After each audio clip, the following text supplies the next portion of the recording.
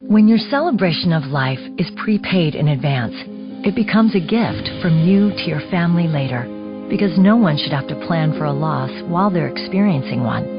Paying in advance protects your loved ones and gives you the peace of mind you deserve. Let us help you plan every detail with professionalism and compassion. We're your local Dignity Memorial provider. Find us at dignitymemorial.ca. Blog Talk Radio.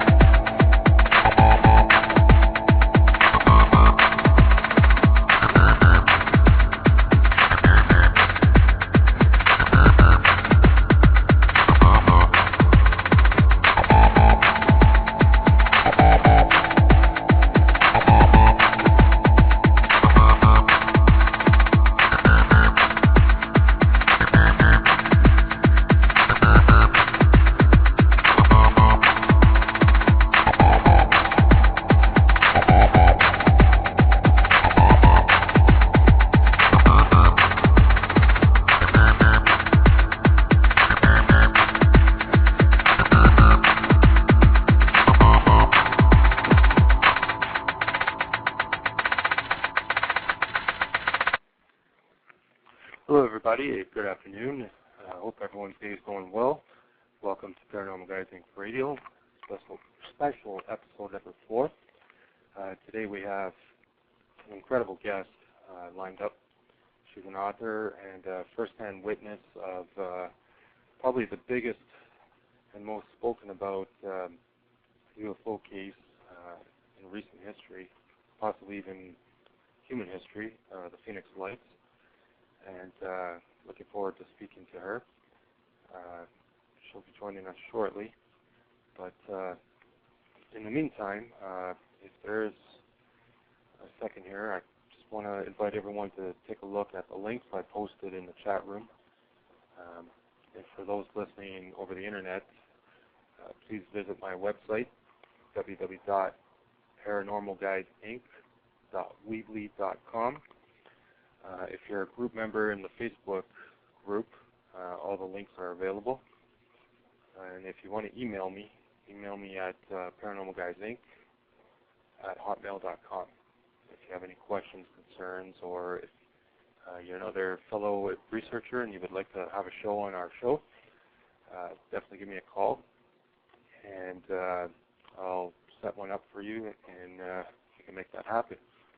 I also want to give a nice warm welcome and hello to people that might be joining us on all our venues, such as YouTube, Now Public, and MySpace.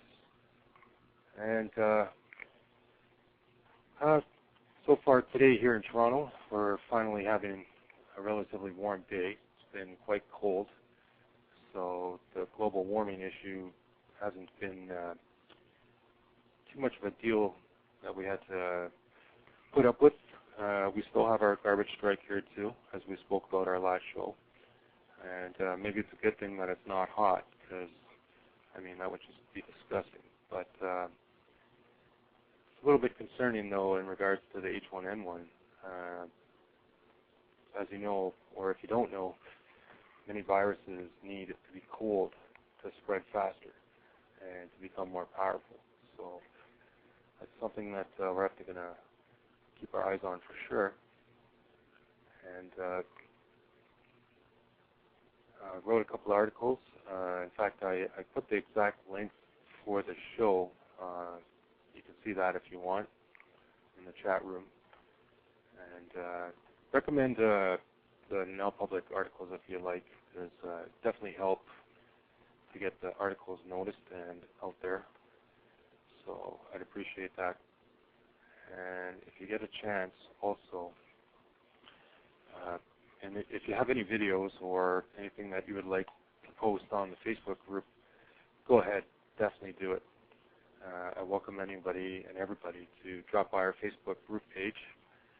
There's lots of links, videos, articles, and you can even become a fan of the show if you want. It's up to you, really. And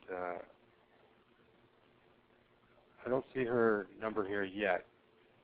And if you are listening, Dr. Lynne, please call in. The call-in number is 347-237-4571.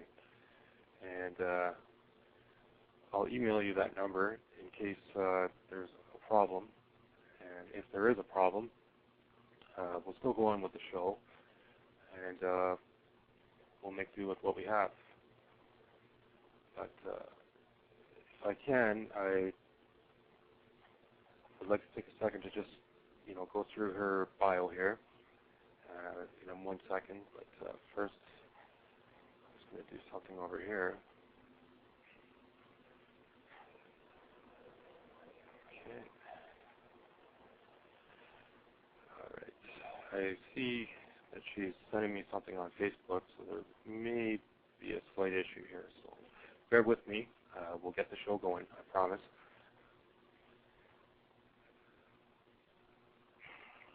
Okay. I'm going to send you a message now, Dr. Lynne. Okay.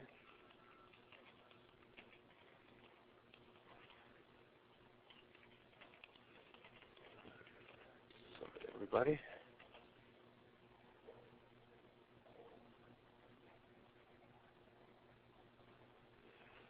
Okay, so now, hopefully we'll get her online, and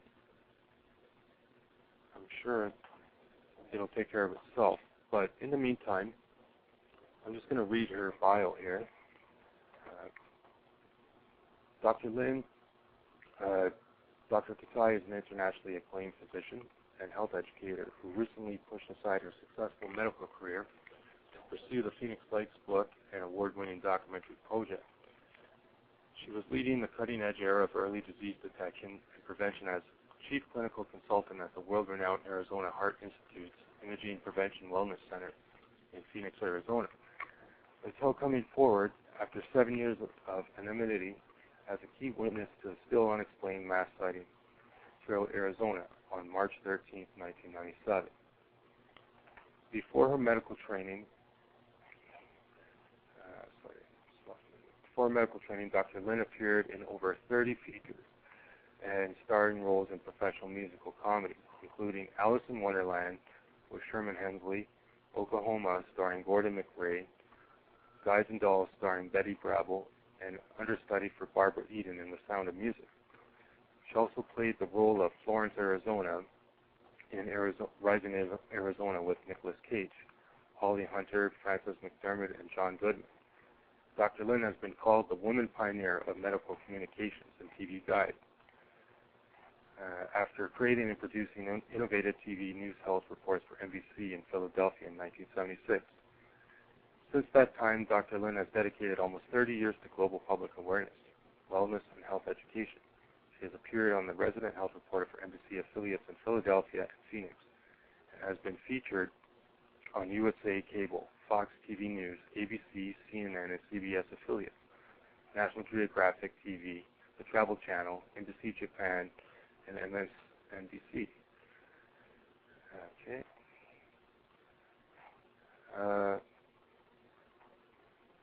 She's still hasn't called in, so I'm going to send her a message on her Facebook here.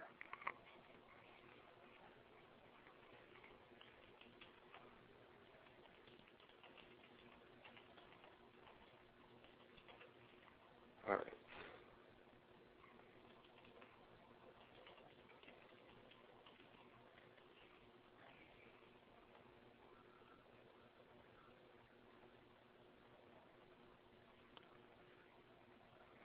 Okay.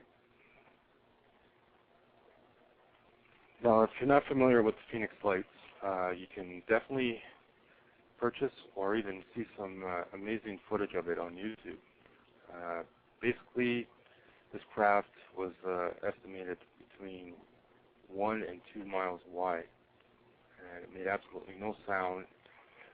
There was more witnesses than just herself, but I think the book that she wrote and the footage that she took definitely, proves that we are not alone in the universe. So I can't wait to talk to her. And I apologize to everyone out there about this. Oh, I think we have her here.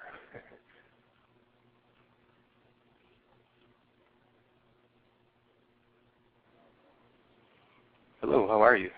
Hi, Jason. How are you? Hi, it's Dr. Lynne. Good to have you with us. It's absolutely a pleasure to speak to you, and I am really looking forward to having this show. I've been actually up since 4 in the morning today. Oh, my goodness. I'm that excited. But how's your day going so far? Doing great. Doing terrific. I thought you were going to call me, but I'm glad we got our signals together here. Yeah, they just added the function of call-outs on this platform just recently. So once I get that switched over, the next show, if you still happen to... oh, that's fine. I just didn't have your... I didn't know that I was supposed to call you, and now I have your I should have emailed you. Cool. It's actually my fault. But that's okay. No problem. We're good. I'm so happy to actually have you here. And if we can get right into the show... Absolutely. I put all your links up in the chat room, so people can definitely take a look at your website and look into the documentary film that you made, and also put the Amazon link for your book. I recommend people to please read this book. This book is absolutely mind-blowing.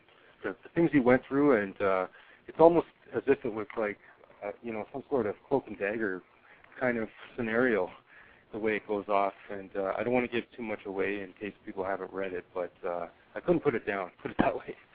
Oh, that's great to hear. That's great to hear, and I hope other people will just take a look at it if I can be a credible voice so that people actually pick it up and look and hopefully listen to the data, then I've done my job.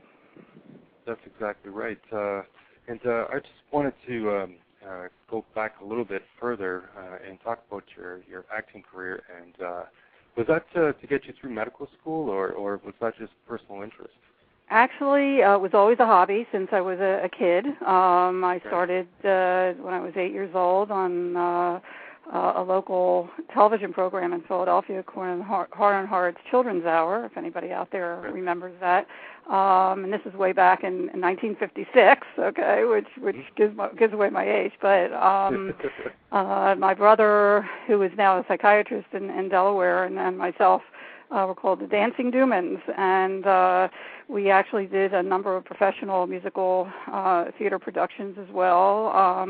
One of the first that Joel Gray did, Finian's Rainbow, and The King and I, and a number of other shows, and kind of grew from there. Actually, suddenly I had an incredible singing voice, much like Sarah Brighton, and started taking lessons at the tender age of 13 with the head of the department, music department at Temple University, Dr. Robert Page, and all through my teens and through college as well. I went to undergraduate school there, and my undergraduate work was in actually secondary science education. I continued as a hobby to perform in musical touring companies on Broadway. I did Oklahoma with Gordon McRae, Guys and Dolls with Betty Grable, as well as understudying Barbara Eden in The Sound of Music, and also did Alice in Wonderland with Sherman Hemsley from the Jeffersons. I played Alice, and a number of others, and probably over 30 professional productions. But it gave me actually a background in theater. My minor was communications and voice, and during college, and then when I started medical school, I always had an interest in medicine and health and healing, and most of my family was also in that profession, and it really combined all my expertise, even during medical school, to go out in the community and educate everyone, the public, on the reality of vital health issues, prevention, education, and just came up with an idea, actually, to do health tips on the news, which at that time was unheard of, and went to NBC with the idea locally in Philadelphia, and they happened to be doing a week-long medical report on women's medical problems in 2 weeks. Jessica Savage was the one of the anchors at the time. It was the news team: Jessica Savage, Mark Krim, and Vince Leonard. And I actually, with no background at all as far as doing that, just jumped right in and started researching writing, going out in the field and shooting the stories, and then I was on the set. That week was so successful that, and the response was so positive that they asked me to stay on as the resident health reporter, and that kind of started me on a dual career, not only in private practice, adolescent medicine, and family practice, but also medical communications, and the rest is history. I started doing syndications. I was asked to do a syndication of 120 60 to 90-second pieces. Was being called a woman pioneer of medical communications at the time. And when we moved here to Phoenix, 1980, serendipitously, one of the stations, the CBS affiliate, had picked up the syndication. So people knew who I was here already. And by the, I guess it was 1983, NBC here as well, the affiliate here asked me to do a health program for them. I also work with USA Cable, a show called The Great American Homemaker, starring Vicki Lawrence as their health consultant. And by the mid-'80s, was seeing teens in the practice that were drowning in substance abuse, and really wanted to do something productive and powerful to wake them up to the reality of substance abuse. Because when I went to the schools to ask what kind of programs were out there, prevention, education-wise, they said, we don't have a problem, and I knew that they did. And we also had 2 young boys at the time, and the peer pressure, and these were good kids that were really drowning in substance abuse and being sucked in by the peer pressure, and I wanted to turn that negative peer pressure into positive peer pressure and produce a video and workbook curriculum on the subject that was so successful and so well received that I was asked to do other topics like AIDS and teen pregnancy and gang prevention and so forth, and started my company in '85 called Health Education Learning Programs, Health Incorporated, to be able to really bring in all my hats. I put kids that had been there to tell their own stories, experts in the field, and then my other hat were celebrities. I wanted to really hit the kids with everything, and we have incredible celebrities in the programs, the AIDS and teen pregnancy and substance abuse programs, which are currently, by the way, being distributed by Discovery Education and have won all kinds of international awards. We have Magic Johnson, Michael Jordan, the cast from Beverly Hills 90210, Paula Abdul, and on, to really give poignant messages to try to touch the kids inside so we can change behavior. And I'm very proud of that. And that's why it's so ironic and why I've been talking about all this, because and I'm glad you asked, Jason, because when the subject of unexplained phenomena literally fell into my lap, I had no interest or knowledge at all in the topic before 1995, when both my husband, who's also a physician, and I had a very close sighting to our home of orbs, objects, that it seemed that were not of this world. And I happened to catch pictures of them. This is in a private, gated community. There is no way it was military. I did get pictures, which confirmed for me personally that something very strange and mysterious had happened. But I didn't even know who to go to or who to show them to or even inquire. I knew nothing about the topic, but was curious for 2 years what this advanced technology was doing in a private, gated community, hovering over a private residence. And just yards from our home. And interesting enough, 2 years later, these orbs came back, but at a distance. And if anybody's interested out there, to look on the website, www.thephoenixlights.net photo page, I do have the first and last photograph from the 95 sighting, which is pretty profound, because in the background of those pictures, unbeknownst to me, until a year after the mass sighting, which I'll get to, the same information, the same phenomena was hovering in the background in the same exact location as I would also capture 2 months before the mass sighting, January of 1997. I captured this phenomena, this mile-wide object that seemed to have lights attached to it, in a V formation, 6 pictures in a row, head-on, turning into a V shape. And it was so unnerving and gigantic that I called around and found air traffic controllers at Sky Harbor International Airport the morning after, and they saw the same thing at the same time and shared with me not only did they not show up on radar, but they were in Class B restricted airspace, about 1,000 feet altitude. And it startled them. We stayed in contact. I continued to take pictures of these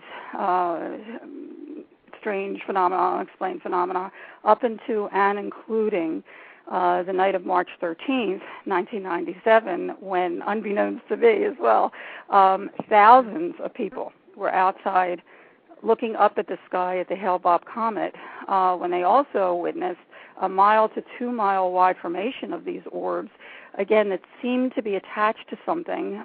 Many people would say, some people saw these orbs detach from the main object, go out into the environment, and then redock with it, as well as a craft. Some people actually perceived a craft and saw gunmetal material on the bottom. Others saw windows and beings actually looking at them through the windows. It was just spectacular, and this happened for many, many hours, by the way. We have reports as early as 5:30 p.m.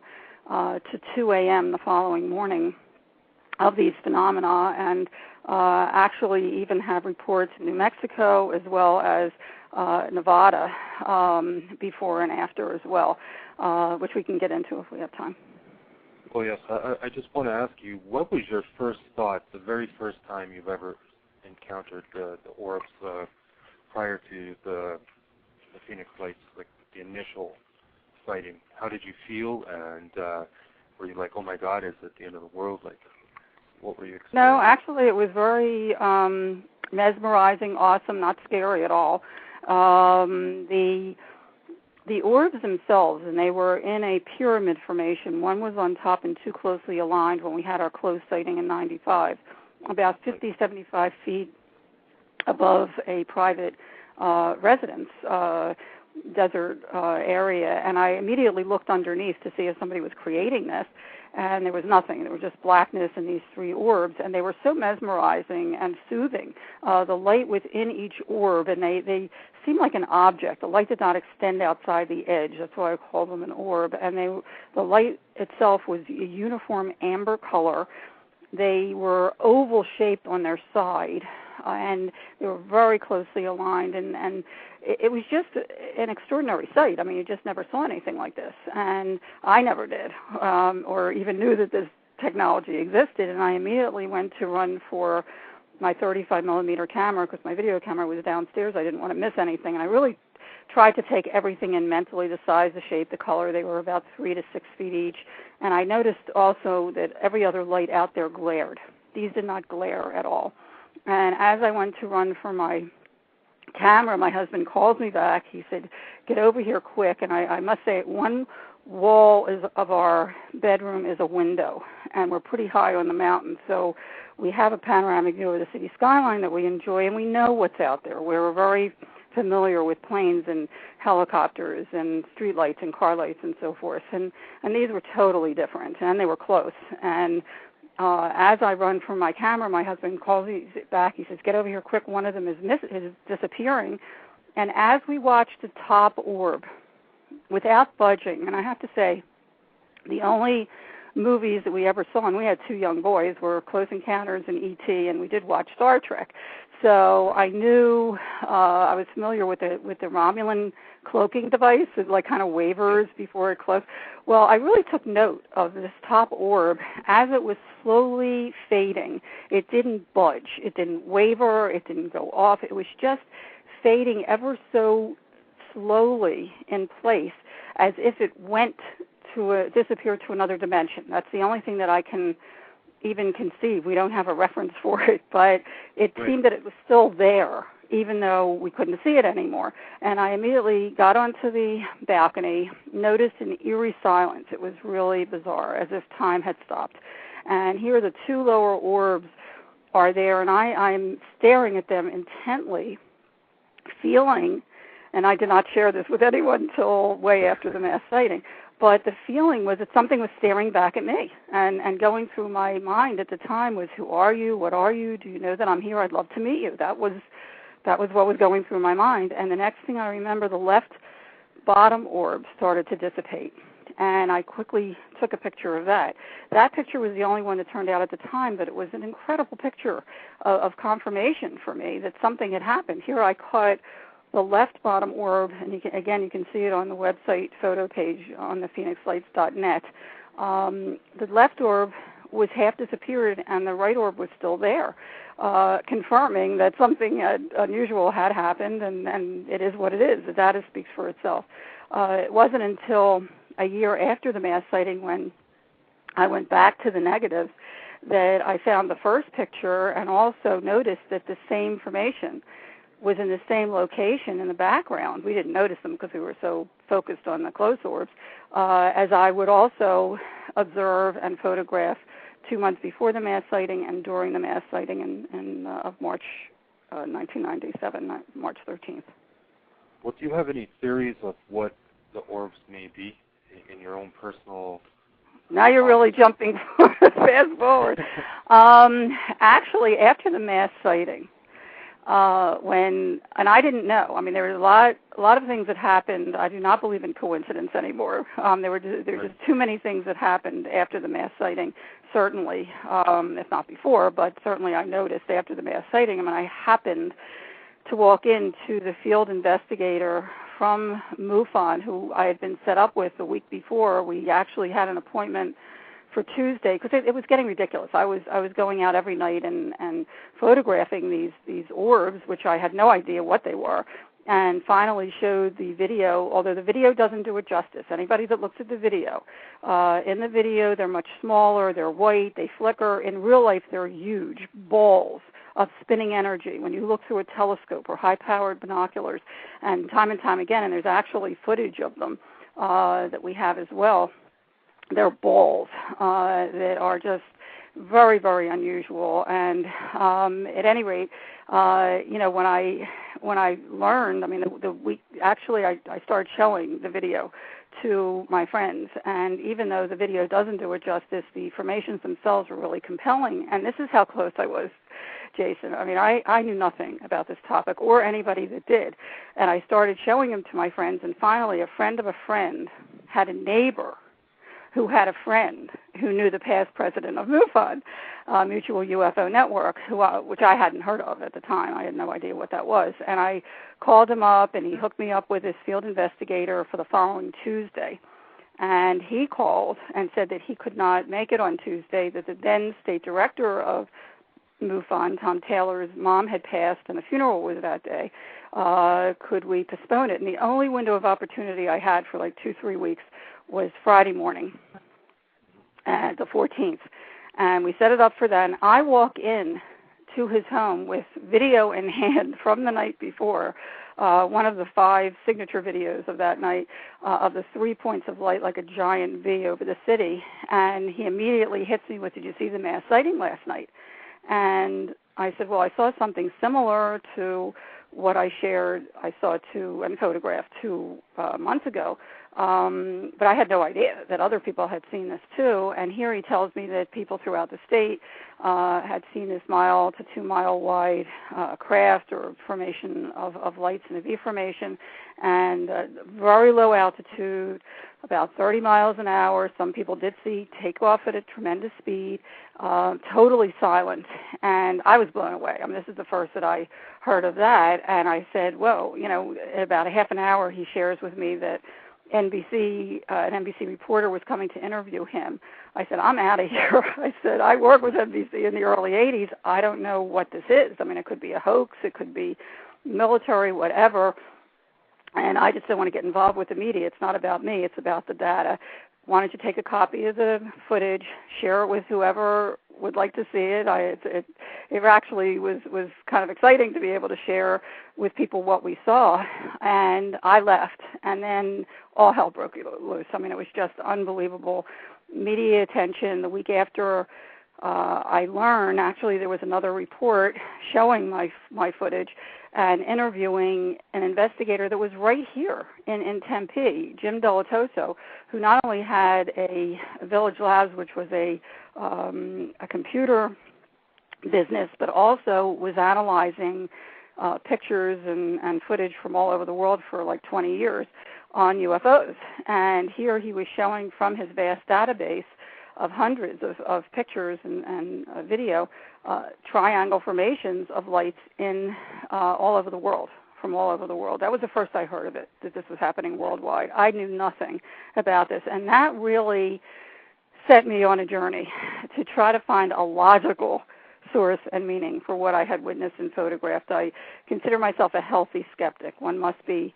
open to things as a physician, but still, if seeing is believing. I mean, I definitely did see something that was unusual. I even photographed it, but I was looking for a logical explanation and pushed my entire medical career aside for 4 years to do so, and ended up with a 750-page journal of incredible data, not only what happened here, but the history of this. I mean, these phenomena have been around since human documentation began. Other countries and other cultures are much more open to these phenomena as being unearthly. Even here, right here in Arizona. In fact, where South Mountain and Estrella Mountains intersect, where most of these phenomena seem to come in, at least the ones that I've been photographing, is the Gila Indian Reservation, which is very sacred ground. And serendipitously, 6 months before the mass sighting, I happened to present, they had invited me to present my substance abuse program. And they really don't talk to outsiders too much, but I got friendly with some of the people there, and after the mass sighting, I called to ask if anyone had seen the sighting on March 13th, and they started to giggle, and I said, "Is that funny?" And they said, "Oh, are you kidding? We've been looking up at them for centuries. We call them sky people, light beings. In their culture, they believe that they're ancestors that have come to give them knowledge and comfort." So right here in Phoenix, Arizona, in the Phoenix area, there are indigenous people that are very open to these things, and it's been part of their culture for centuries. So there you go. So here I was learning all these wonderful things and compiling other similar phenomena that have happened, and there's some that have happened recently just in the past few years, including the Tinley lights in Illinois, as well as in Stephenville, Texas. They continue to happen all over the world, and other countries are now coming forward, record numbers with their UFO files, to share thousands of incidents that are unexplained. And it's just time to get this out in the open and address it and accept it and study it so we can move forward. Well, let's talk about all the cover-ups that you seem to encounter as well. I mean, it really was a struggle to get any information, and you can tell the people a little bit about, say, when you first started to, come forward with your information. You didn't disclose your identity at that point, but even still, you were experiencing, it seemed like door closing after door closing, and reversals of statements or change of stories. If you can get into detail about that. Absolutely. I don't feed into the conspiracy theory, but I have to say, again, the data speaks for itself. I really tried to do my homework, not only as a scientist, but as an experiencer, just to really look for that logical explanation. I went down to the University of Arizona Optical Science Department, Consciousness Study Department, ASU, Arizona State University, Geology, Anthropology, Mathematics, astronomy departments, as well as the world-renowned Brooks Institute of Photography, and across the board, no one could give me an idea of what these things might be. I mean, let's be real. It took 17 centuries before the advent of the microscope for humans to even realize that there are a zillion microorganisms all around us, even in our bodies. Some are beneficial, some are pathogens, but we've learned to live with them.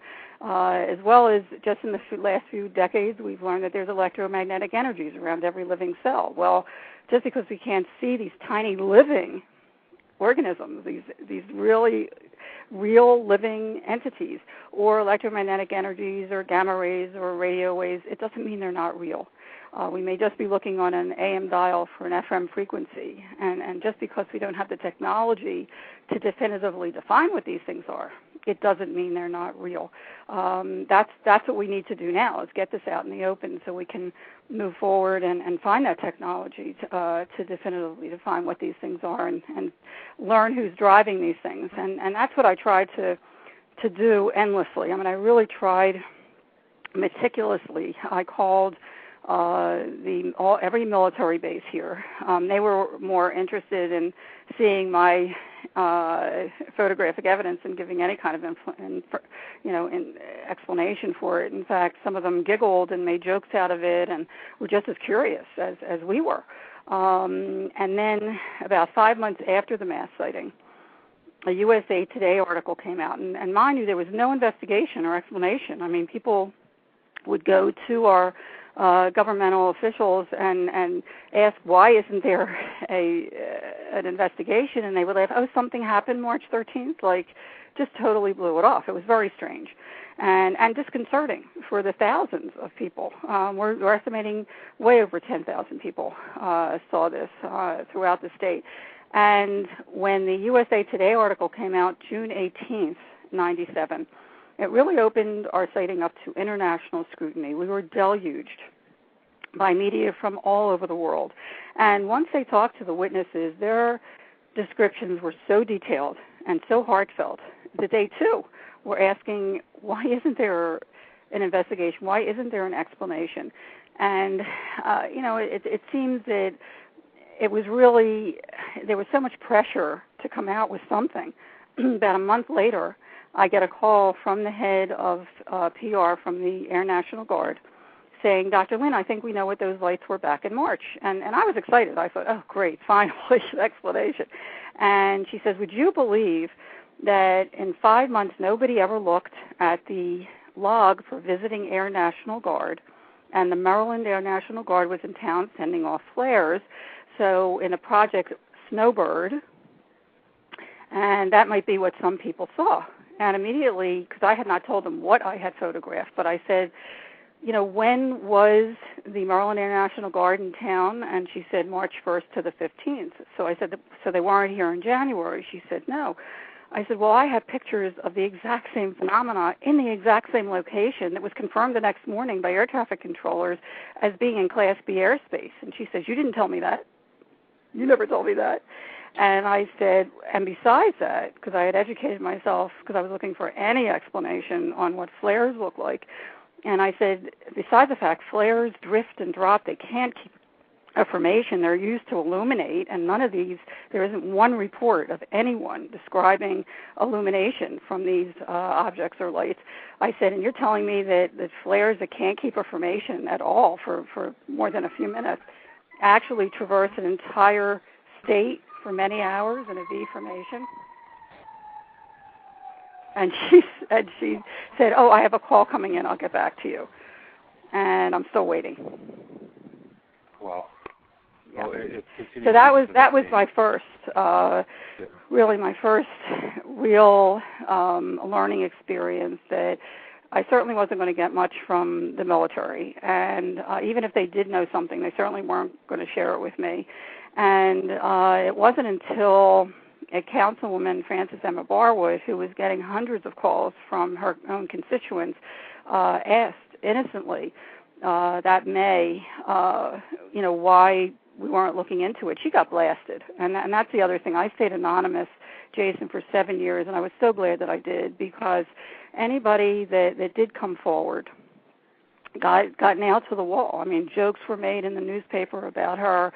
Other people had really cruel things being written and said about them, and you know, it was what it was. And meanwhile, in the background, I was continuing to do my own investigation, and again ended up with a 750-page journal 4 years later that I finally felt obliged as an educator. How, you know, in good conscience, how could I stick what I had in a drawer, especially since the phenomena continued, and I continued to take photographs of them, and finally squeezed the best of what I found into the 220-page book that you read, and I'm so thrilled that you did and that you enjoyed it, and I hope others will as well.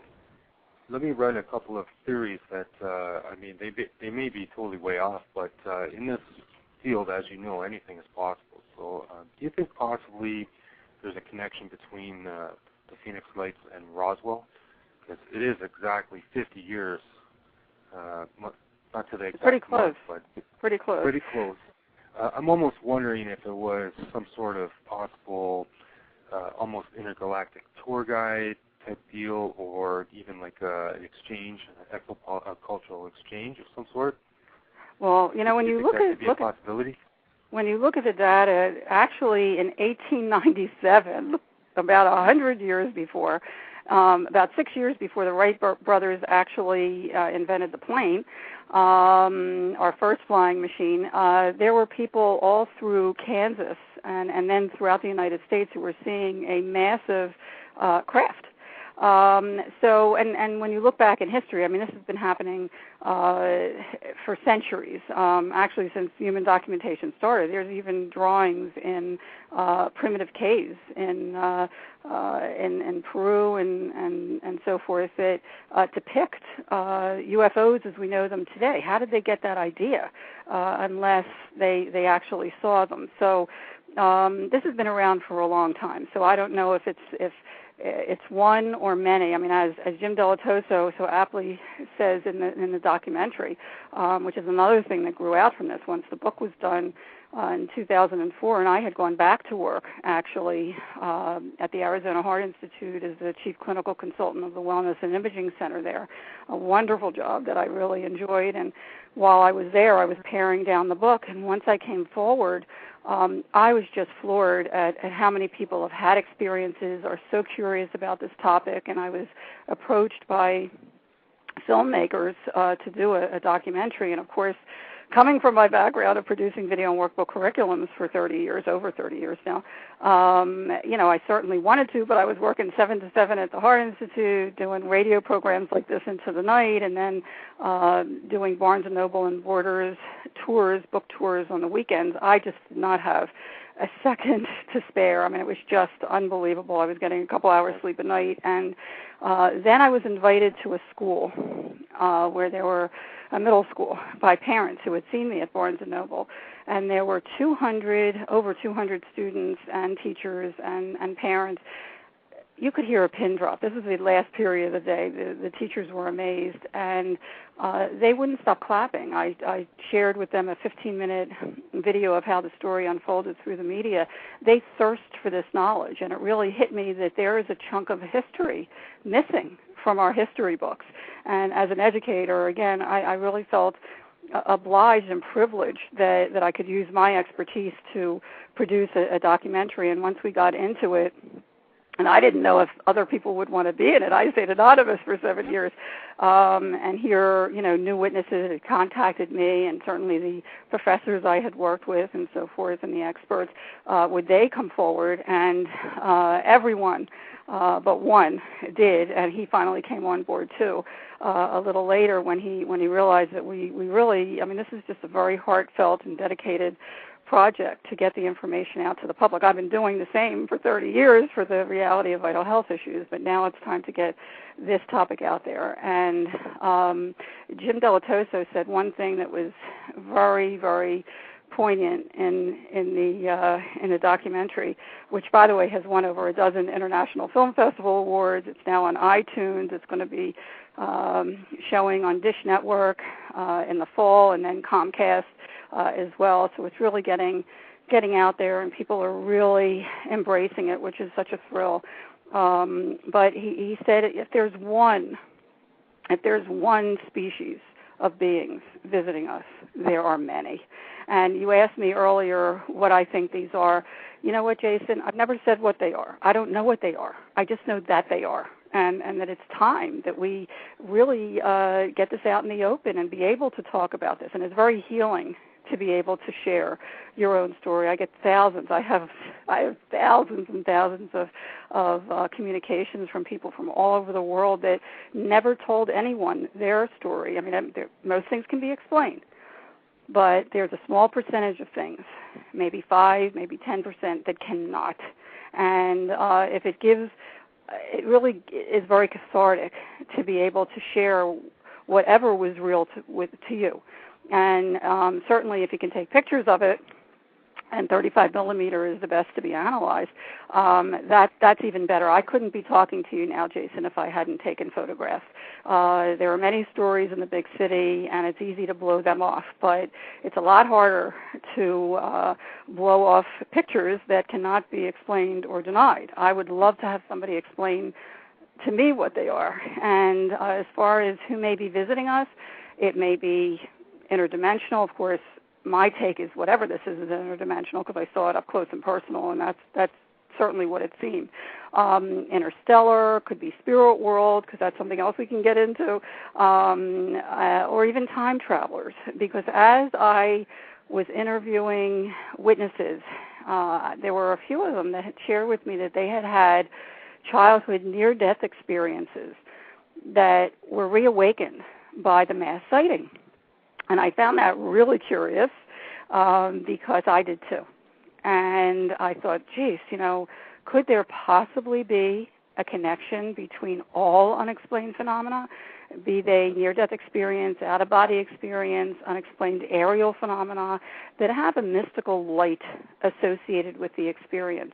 And lo and behold, when I started looking, again, I started finding a plethora of information, very credible university-based studies, one called the Omega Project by Dr. Kenneth Ring, and certainly the work by Dr. Ray Fowler and Dr. Bruce Grayson and Dr. Stuart Tremblow. I mean, this has really been going on for decades, studying the connection between all unexplained phenomena and really finding not only that the experience itself is very similar, and I lay that out very simply in the book, but the after effect is so profound, so positive, an awakening, an enlightenment, a connectedness to the earth and to the universe and to each other that is so important and so poignant that I started calling all unexplained phenomena, UP, ups, because they are ups, because they are so positive.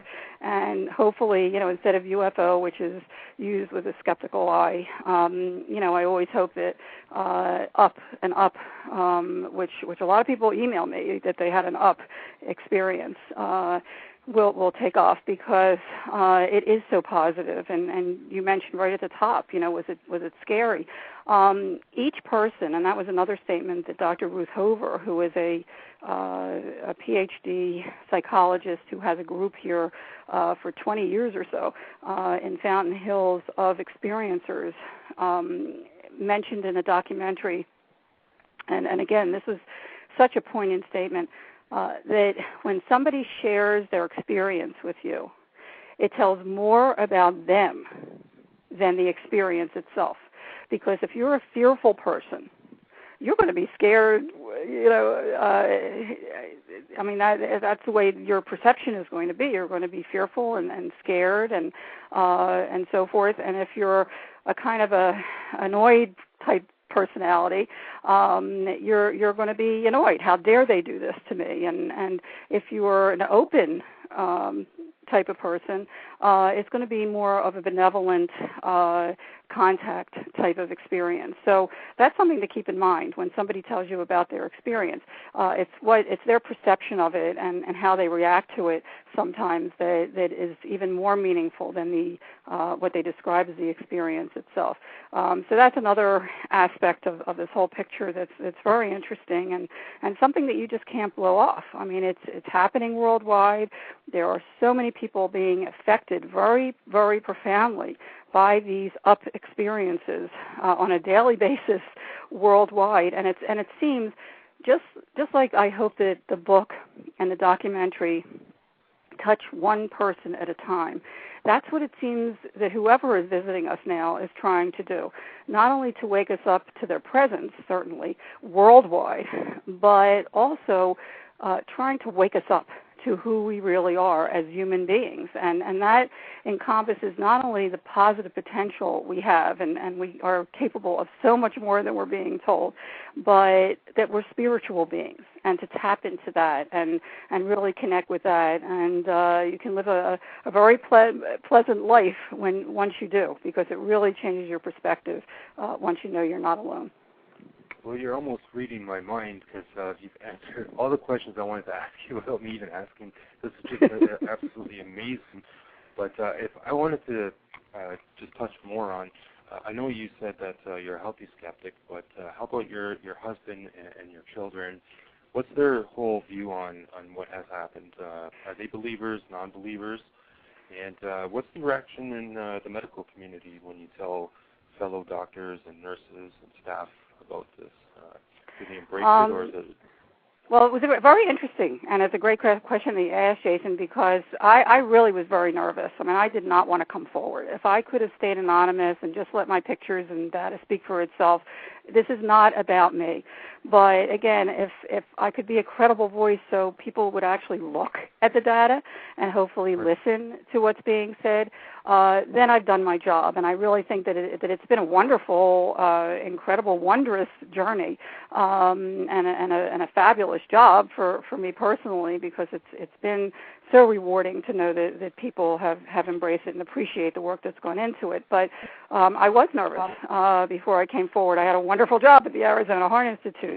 And here, once the book came out, And there was a lot of publicity, I have to say, too, because the people that I had worked with in the early 80s here in Phoenix who were just starting out in production or whatever, by the time I came forward in 2004, were now the news director and the head of production at other stations. And Jim Delatoso and Michael Tanner at Village Labs had coined Dr. X as being the person with the pictures. And when I came forward, it was, oh my goodness, you're Dr. X. Well, come on over, because I had already established my credibility with them in the early 80s, and they trusted that if I had done my homework and I was coming forward with this, that it was a good thing. And there was a lot of publicity, and I have to say that they immediately, doctors and nurses, bombarded me with not only questions but their own sightings. I was amazed. I mean, I just was totally amazed and pleased that once people looked at the book and saw the work that went into the book to try to really get the most credible data compiled, so that others like myself who had no idea about this topic would at least start learning about it, and it would really be a good jumping spot to go to other things as well if you're interested in the topic. But I was overwhelmed that it was so well received. And as far as my family, my husband was very skeptical. I mean, he was the one that called me to the window in the first place, called me out of a bath the night before my birthday. I was leisurely taking a bath, and he called me out of the bath to see what was outside the window, and he was quite alarmed at the time, which was very unlike him. And he has remained extremely supportive, and certainly his mind, everybody in their own time. Everybody comes from a different background, from a different upbringing, from a different belief system. It's going to take some people longer than others for this to sink in, and some people just can't deal with it. If they need to go into the denial mode and feed into a logical explanation like flares or whatever, that's okay. That's okay. Everyone in their own time. But the data is out there now if they care to learn and to grow and to really see that there is another reality out there that far exceeds the reality that we're used to. And more and more people are waking up to that. As far as the kids go, my younger son, who I went back to the Arizona Heart Institute to actually help him through medical school, and he just finished his fellowship at Harvard in neurology. He's an incredible kid and young man, and he actually happened to be home when I finished the 750-page journal for a few days, and I asked him, Dan, please take a look at this and tell me what you think. I mean, it's amazing information, but should I dare even think about coming forward with it? And he looked at me afterwards and said, Mom, you have to do this. This is too important not to share. And everything you've done has led up to this. And I have to tell you, it took a while for it to really sink in, but, I finally, again, felt really obliged to use the expertise that I've garnered all these years to help get this information out there to whoever is interested. It's been really an incredible journey. Well, I know you've had a near-death experience, but do you also feel that there might be a chance you could possibly be an abductee as well? And you do seem to have a lot of the qualities that people talk about when they feel that they're an indigo child. And have you looked into that?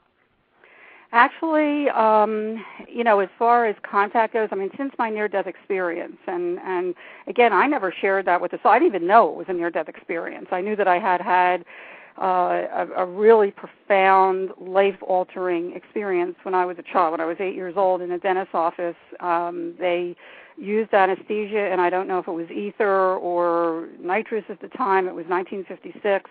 And interestingly, within the year after I realized in 97 that I had what would be called a near-death experience, there was a show, I think on 60 Minutes, Dan Rather was talking about the fact that a number of children had either been killed or had very drastic situations after having anesthesia in a dentist's office. So that kind of confirmed that something happened, but I knew something happened. I mean, here I saw, and I don't want to get into too much detail that people enjoy for themselves in the book, but I shot up above the earth, and I was hovering with 3 huge, giant beings in glowing white robes, as real as I'm talking to you right now. It's very vivid in my mind and has been for over 50 years. And I could not see their faces, so to this day I don't know who they were, but I could feel the love emanating from them, and they knew who I was, and they were also watching the earth. And I turned my head, and it was like I had a telescope, and I could see what people were doing. The milkman delivering milk at the door, which they did in those days, and kids hopping over hopscotch drawings and drawings with chalk on the ground, as well as a man putting out his open sign, to open herald the opening of his store that morning. And I knew what was going to come next. And I thought, well, if I know what's going to come next, then these beings must know what's going to come next. Does that mean that we have no control over what comes before us? And then it hit me, and this is a pretty profound thought for an 8-year-old, that we may not have control over what comes before us, but we do have control over what we do with that situation, how we treat that person, if we take advantage of opportunities that come our way. I started thinking about the 3 A's, awareness, attitude, and appreciation. Are we aware of what comes before us? What's our attitude about that situation? Do we blow things off? Are we nasty to people? Or are we positive and really are awake to what comes before us, and appreciation for what comes before us as well? And then I thought, well, wait a minute. If they're giving us a stimulus and looking to see what our reaction is, aren't human beings but an experiment? And at that point, I hear a magnanimous male voice say, it isn't your time, you have to go back, there's a reason you have to go back. And suddenly I was in my body, I was in a stupor, waking up, and something absolutely happened. I remember the nurse and doctor running around, and they had me in a Trendelenburg with my legs up in the air, and nobody ever told me that something had gone wrong, but I knew that something really profound and important had happened. And from that day forward, not only for weeks after, I mean, I never told a soul about it. I mean, how can you describe something that seems so real, but how can you talk about it, especially as an 8-year-old?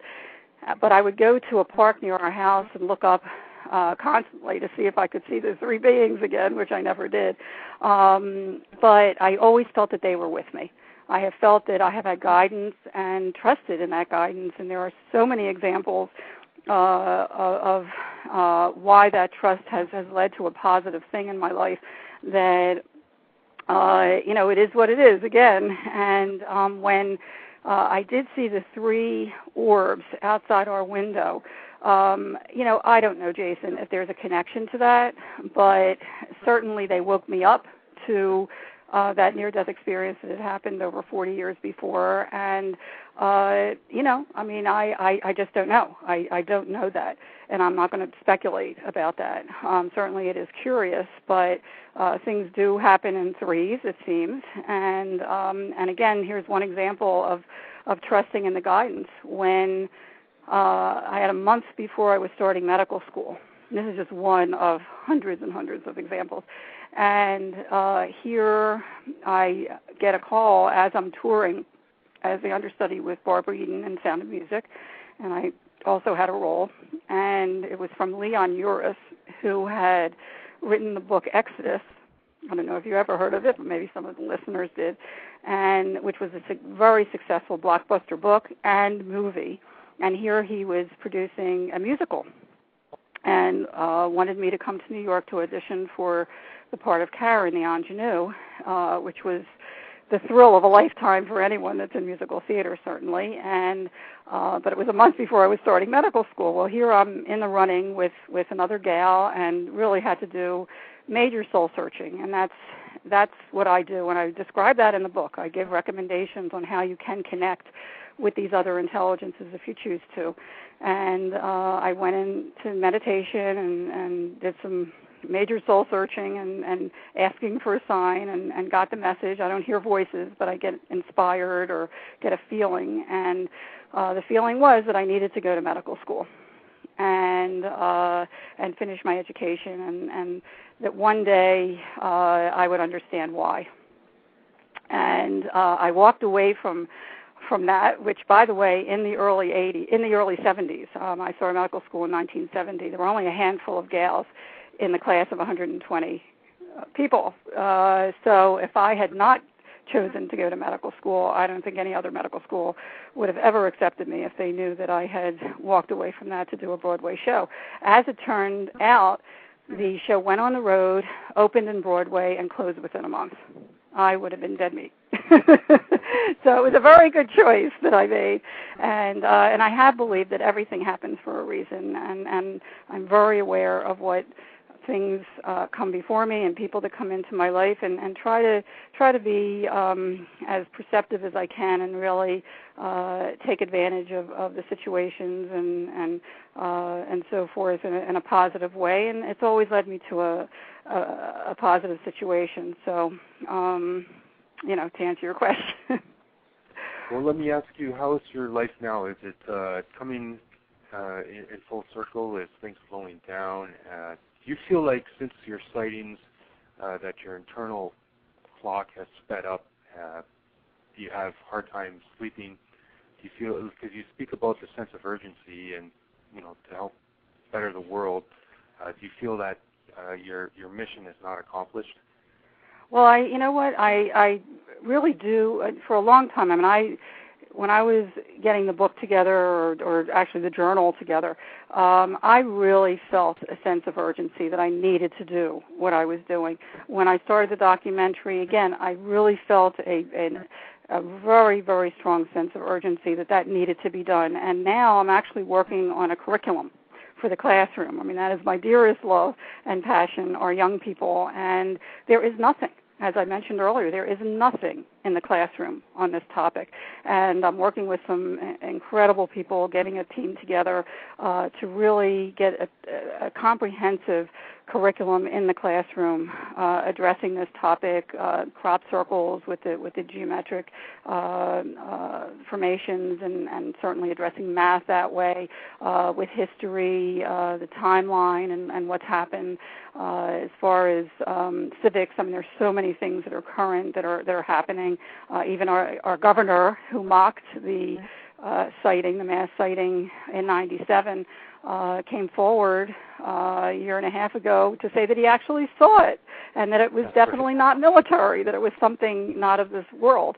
There's many current things that are happening as well around the world, and then when you look at certainly the science of it, as well as conflict resolution. If we can't resolve our own conflicts here between ourselves, how are we going to relate to other intelligences? So that is what I'm working on at this point, and trying to get that together hopefully soon, as well as some other projects. So I really, I'm going along with the flow, Jason. I feel that if I can lend credibility to this, if I can lend my expertise to get something out there that is productive and interesting and enlightening, then I've done my job. So going along with the flow. Have a couple of grandchildren now and one on the way, so I'm enjoying them as well, and have a very private, pleasant life, and I hope that it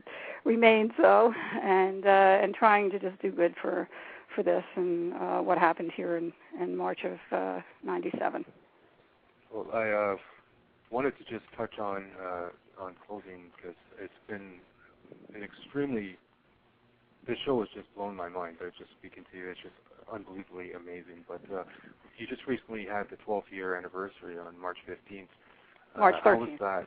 13th. Yeah. We had a showing. We have screenings every year now for the documentary. So many people have been so kind and really embraced this entire phenomena itself. And the Harkins Theater, movie theater here, was the first to show our documentary. It's been kind of a work in progress since '05 when it was first premiered here in Scottsdale, and every year we have an anniversary screenings, which are usually sold out around the anniversary, and hopefully we'll have that as well for the 13th anniversary next March, the 13th, 1997 was the mass sighting. So we're looking at the 13th anniversary coming up.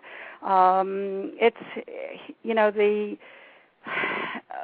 the only hope here, and I have to say, Jason, too, that another thrill is that when I did come forward in '04, the going explanation that was really accepted by the public and the media at the time was that this is all just flares that happened here in '97, and it really bothered many of the witnesses, the first-hand witnesses, including myself, that there was so much more to this story.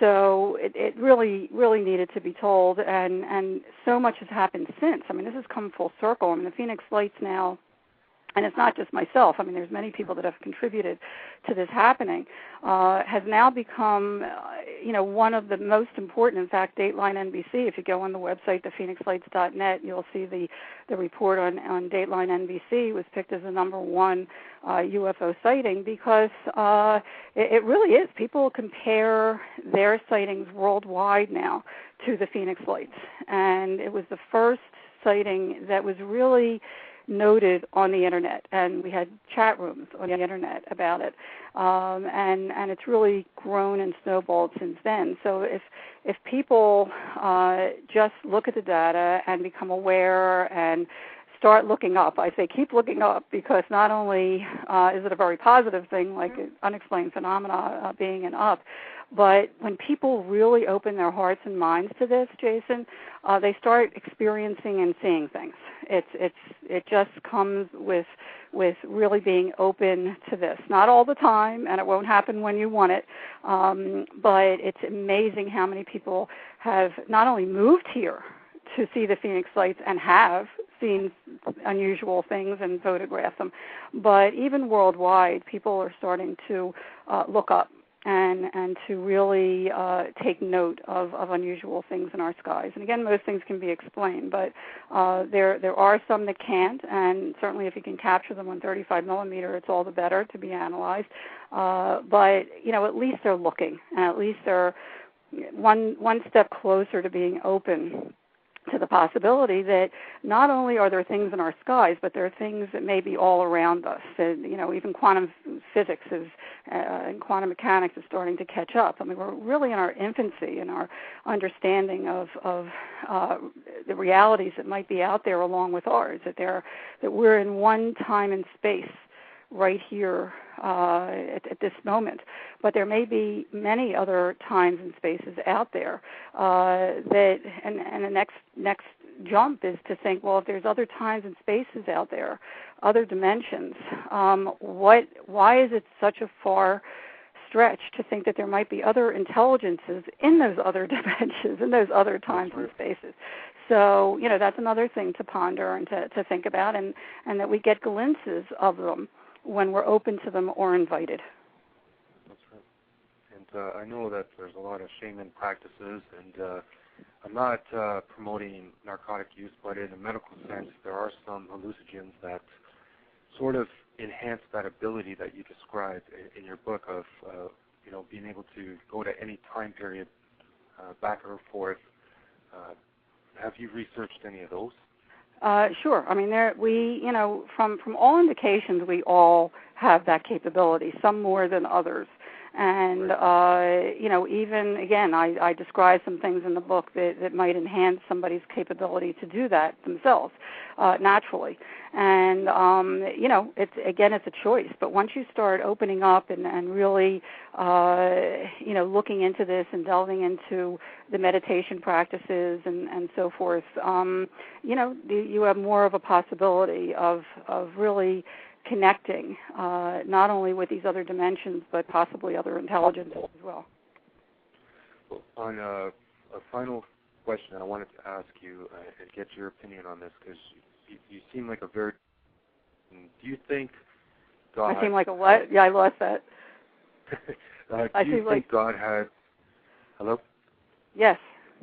Oh, sorry. Okay. Do you think God has room for extraterrestrials? You know what's interesting? Good question, Jason. I consider myself a very spiritual person, and spirituality really transcends all religions and unites all religions. If you need organized religion to get to a good place, so be it, and good for you.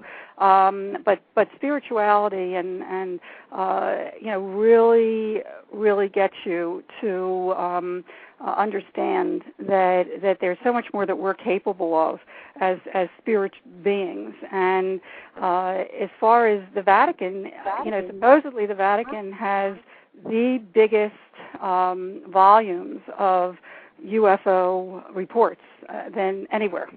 And I had the privilege of meeting a former, actually he's passed, Balducci, Monsignor Balducci, who, said quite clearly that if God created us, why wouldn't he create other intelligences out there? And even last year, the astronomers at the Vatican were saying that there's a very real possibility that there may be other intelligences. I mean, we have to look right here on Earth. I mean, there are living creatures and living things that are tenable everywhere, from the hot springs of Yellowstone to the frozen Arctic lakes. That there is a very real possibility, and our solar system is a very young solar system. Our galaxy, our one Milky Way galaxy, and who knows how many trillions of galaxies with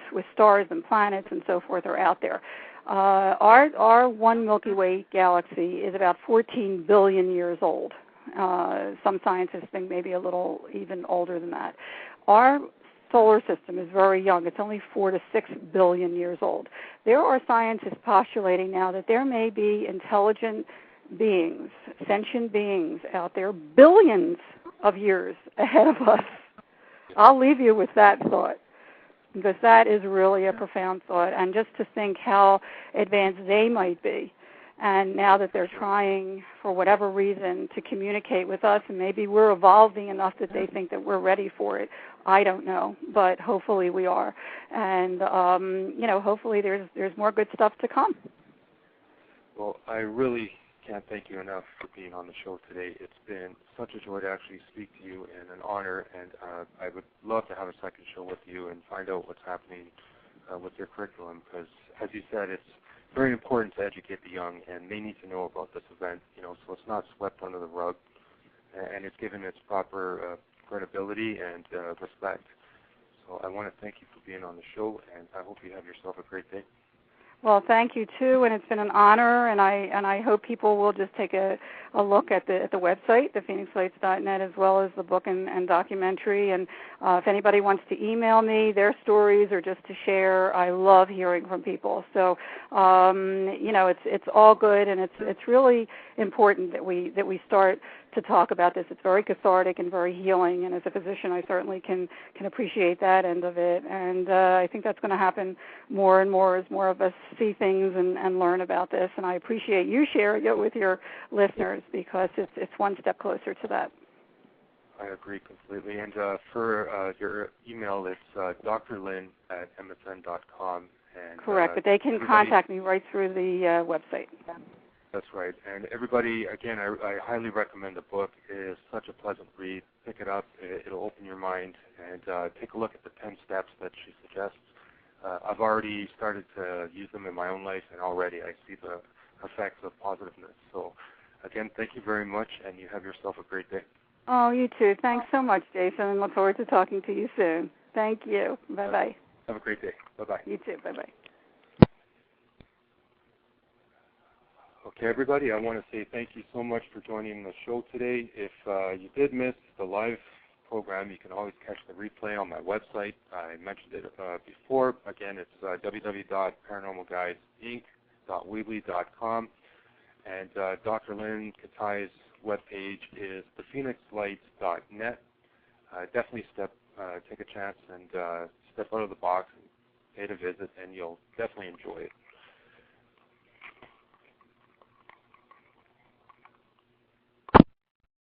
Want to save a truckload? Get a Peterbilt 579 from Brandt with payments as low as $3,500 a month. Get the same low rates for your choice of contract length, 3, 4, or 5 years, and you can buy or walk when the contract ends. It's the only payment plan that puts you in the driver's seat.